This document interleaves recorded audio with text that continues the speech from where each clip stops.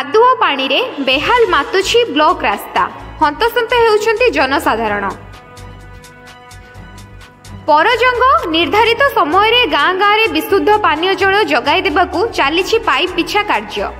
एपरि एक दृश्य देखिबाकू मिलिछि ढेंकानाल जिला परजंग अंचल रे।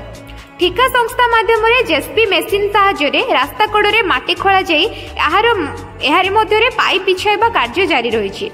ठिका संस्था माध्यम मेसिन साहाय्य पाइप बिछाइबा पई रास्ता कड़ू जो माटी खोला जाई पुणी एहार उपरे माटी घोड़ाई दिया जाउछि। ताहा जनसाधारण को यातायात पथरे अनेक समस्या सृष्टि करुछि। कारण खोला जाइथिबा माटी को रोलिंग करी रास्ता सहित समतल करिबा कथा। यह न करिबा द्वारा माटी रास्ता ऊपर को आसी लोकंको चलापथरे असुविधा सृष्टि करुछि। एपरि एक दृष्टांत दृश्य देखिबाकू मिलिछि परजंग बजार रु जाइथिबा ब्लॉक रास्ता रे। एही रास्ता रे समस्त गुरुत्वपूर्ण सरकारी बेसरकारी कार्यालय रहिछि, जहा फल जनसाधारण अति गुरुत्वपूर्ण रहितिबा बेले एही रास्ता दे केतेक गाँव लोक माने चल प्रचल करुछंती।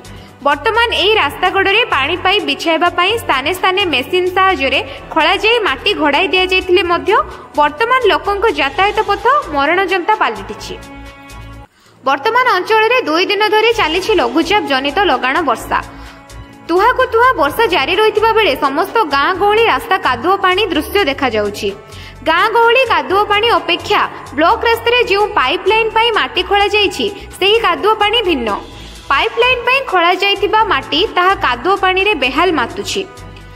विशेषकर मेडिकल प्रवेश पथ सम्मुख रे रास्ता ऊपर को कादुओ पानी रे बेहाल मातुथिबा दृश्य देखिबाकू मिलिथिबा बेले मेडिकल सम्मुख रे रहिथिबा बीरो बेनु मार्केट कॉम्प्लेक्स सम्मुख दृश्य कहिले न सरे। एपरि अवस्था रे मेडिकल को आसुथिबा रोगी व्यवसायी ग्राहक एवं रास्ता रे जनसाधारण ठारू आरंभ करी विभिन्न विभाग अधिकारी और कर्मचारी नाही नथिबा दुर्दशार सम्मुखीन हेबाकू पड़ुछि। एतद व्यतीत जानवाहन चलाचल करुथिबा समय रे कादुओ पानी छिटा पथचारी मानक ऊपर को पड़िबा दृश्य देखिबाकू मिलिछि। रास्ता कड़े पानी पाइप बिछाउथिबा ठिका संस्थार मनमुखी कार्य जोगु एपरि समस्या देखा देइछि बोली साधारण आलोचना चलिछि। तुरंत एथिप्रति विभागीय अधिकारी दृष्टि देबाकू साधारण दाबी हेउछि। ढेंकानाल जिला परजंग ब्लॉक निर्मल गौड़ नायक रिपोर्ट नाउ ओडिशा न्यूज।